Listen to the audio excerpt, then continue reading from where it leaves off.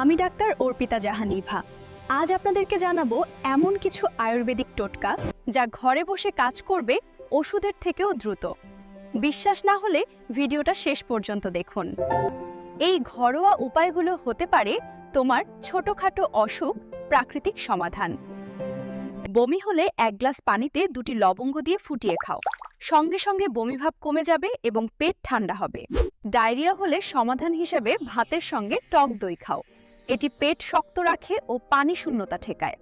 সর্দি হলে গরম দুধে আধা চামচ হলুদ মিশিয়ে পান করো, এটি গলা পরিষ্কার করে আর ঠান্ডা দূর করে। যদি তোমার মাথা ঘুরে তবে 1 গ্লাস হালকা গরম পানিতে মধু ও লেবু রস মিশিয়ে ধীরে ধীরে পান করো। শরীরে ক্ষত হলে তেল ও হলুদ গরম করে লাগাও, এতে জীবাণু নষ্ট হবে আর ক্ষত দ্রুত শুকিয়ে যায়। সর্দি কাশি হলে তুলসী পাতা, আদা আর মধু মিশিয়ে খাও, গলা ব্যথা কমে ও শ্বাসনালী পরিষ্কার হয়।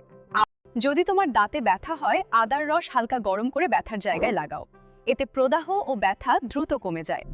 আমার এই ভিডিও যদি তোমার উপকারে আসে, একটা লাইক দাও আর পেজটা ফলো করো। তোমার ভালোবাসায় আমার প্রতিদিনের অনুপ্রেরণা।